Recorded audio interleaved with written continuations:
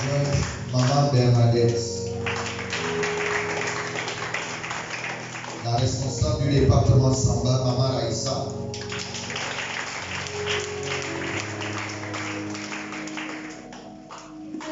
La responsable de l'œuvre spécifique, les filles de Sarah, Maman Raïssa également. Le responsable du département Génération Josué, le département des hommes, le frère Hans.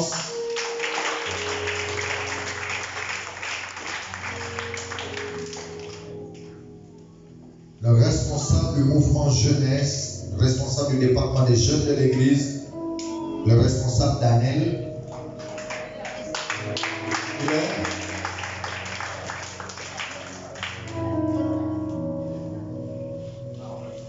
Ok, c'est pas grave. On priera pour eux plus tard. Le responsable de l'évangélisation.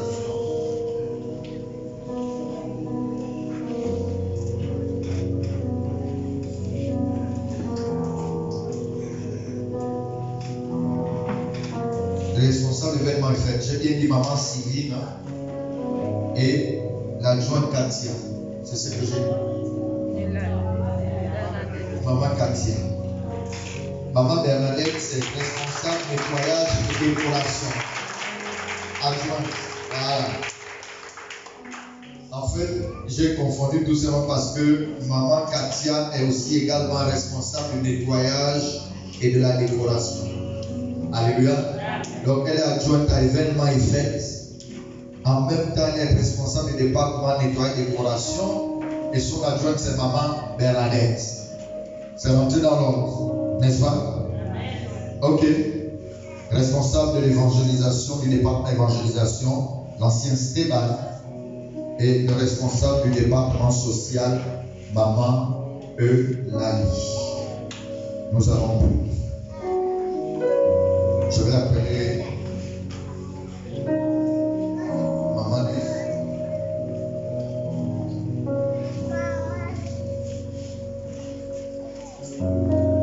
Nous vous faisons une nuit de consécration, nous vous mettons à part pour le service.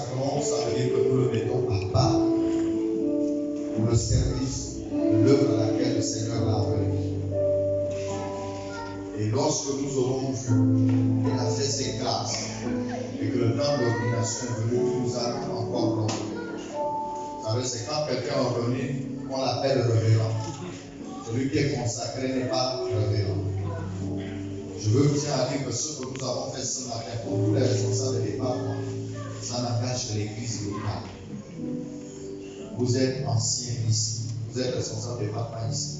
Si vous allez dans une autre église à l'extérieur, vous n'êtes pas ancien ni responsable. Est-ce que vous comprenez? Voilà, c'est pour votre église locale. C'est dans le service du tabernacle de la maison de Dieu. Par contre, nous consacrons le pasteur. Le pasteur, ça fait partie des dons du ministère. Il y en a 5. Et donc, vous connaissez les 5 dons du ministère, l'apôtre, l'évangéliste, le docteur, le pasteur et l'évangeur, le prophète. Ce sont les 5 dons du ministère. Et quand c'est un don de ministère, c'est pour l'église, ce sont des dons de l'église. Si le pasteur ici, quand il va ailleurs, il doit être reçu en tant que pasteur. Alléluia. Parce que c'est un don de ministère. Mais il n'est pas encore ordonné. Parce qu'aujourd'hui, nous voyons des choses dans nos églises où les gens ne comprennent rien. Il ouvre une petite église, il est encore dans son salon et il dit il est apôtre des nations. Il faut faire attention. Chacun doit suivre le cursus de la formation. Que ce soit la formation théologique, que ce soit la formation pratique. On ne s'auto-proclame pas.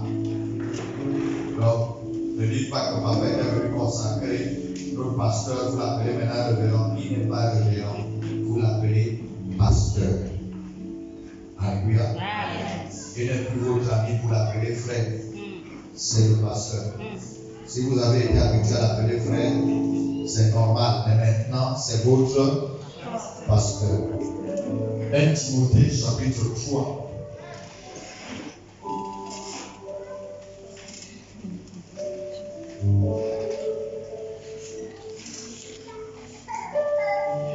À partir du premier verset, la Bible dit, cette parole est certaine. Si quelqu'un aspire à la charge d'évêque, il désire une œuvre excellente. Vous savez, lorsque la Bible parlait d'évêque ici, la Bible parlait de dirigeant. Si quelqu'un aspire, s'il veut être dirigeant, il désire quoi? Une œuvre excellente. Parce que dans l'organisation de l'église, aujourd'hui, c'est dans les églises de l'évêque. On croit qu'évêque, c'est tellement un grand titre que tout le monde peut avoir ça. Il est seul avec 4 fidèles, il dit je suis évêque. Il y a toute une organisation pour devenir évêque. Un évêque, c'est celui qui a des pasteurs sous lui. Tu peux pas être seul et dire je suis évêque. Et dans ce domaine-là, ce que nous disons, oh non, on est des églises éveillées, des églises qui prions, qui avons le Saint-Esprit, les autres non.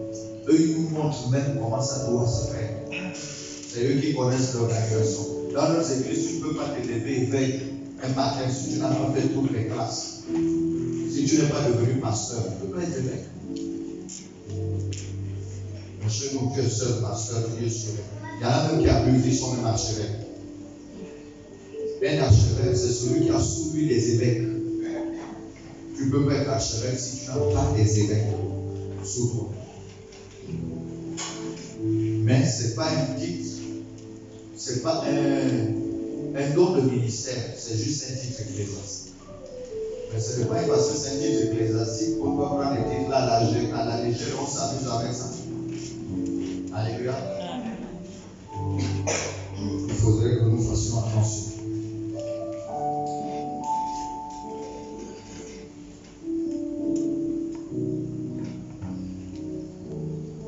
Tu peux exercer la fonction sans dire que je porte le titre. Alléluia. À force de parler des titres, n'importe comment aujourd'hui, la responsabilité de notre ministère m'incombe. Et on a plusieurs pasteurs. On a aujourd'hui peut-être une vingtaine, une trentaine de pasteurs dans le ministère. En ce moment, je peux me proclamer évêque. Non, on ne se proclame même pas. Il faut qu'on t'ordonne. Il faut qu'on te consacre dans le temps. Et cette fonction parle souvent d'évêque élect. C'est-à-dire que pendant que tu es élect là, et ceux qui t'ont mis là, qui doivent te consacrer, t'observent, ça peut prendre 1 an, 2 ans. C'est comme les pasteurs, on le consacre, ça va prendre 1 an, 2 ans, 3 ans, avant qu'un jour on le donne.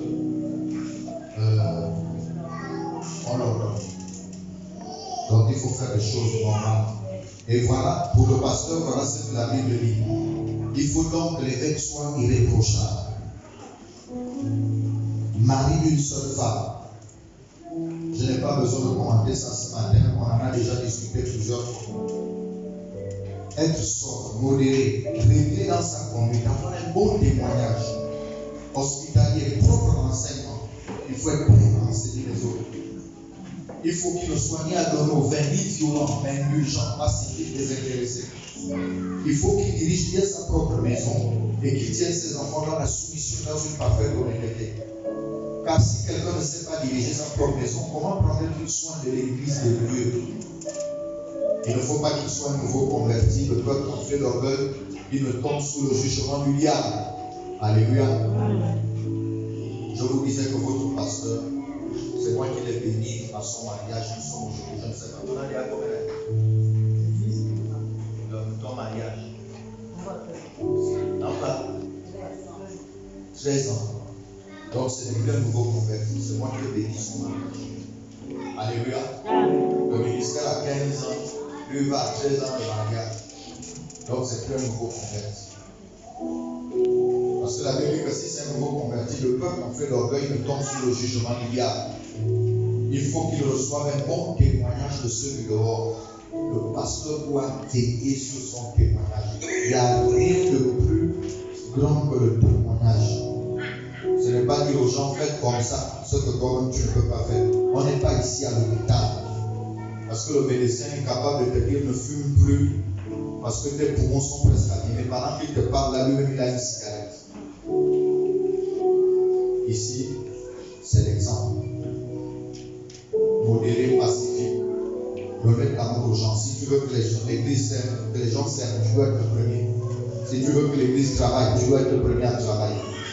Si tu veux que les gens s'aiment dans la vie de l'église, il faut que tu sois le premier à s'aimer. Il n'y a rien que tu dois dire faisons si toi-même tu n'es pas le premier à faire.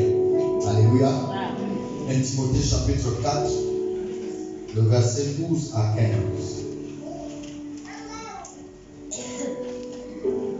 La Bible dit, et là je m'adresse à l'église, que personne ne méprise la jeunesse. Alléluia. Vous le devez, que personne ne méprise le pasteur. Je vous ai dit ce matin dans la prédication que c'est une malédiction. Si vous parlez derrière, vous critiquez, vous faites comme vous voulez, même si vous n'êtes pas au courant, Dieu vous sanctionne. Alléluia. Mais il faut aussi que le pasteur soit un modèle pour les fidèles.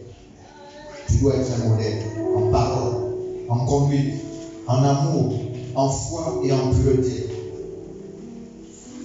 Ne néglige pas le don qui est en toi et qui t'a été donné par prophétie avec l'imposition des mains de l'Assemblée des Anciens. C'est ce que je vais faire ce matin. On va prier pour toi. On va prier pour toi. Il y a une onction qui va descendre sur toi. Une onction de direction. Une onction de management. Ne méprise pas cela. Applique-toi à la lecture, à l'exhortation, à l'enseignement. Jamais chercher le don qui est en nous. Alléluia. Amen. Donc nous allons prier pour votre pasteur, le pasteur Okowe Ombago Didier Ulrich, que j'appelle maintenant. Je demande à tous de se lever.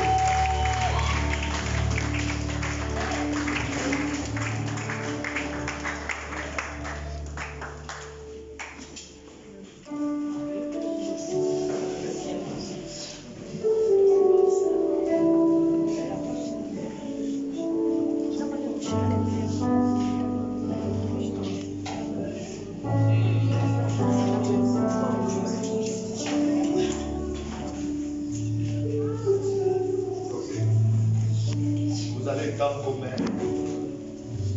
vous allez prononcer des paroles de bénédiction. Vous avez le rôle du pasteur.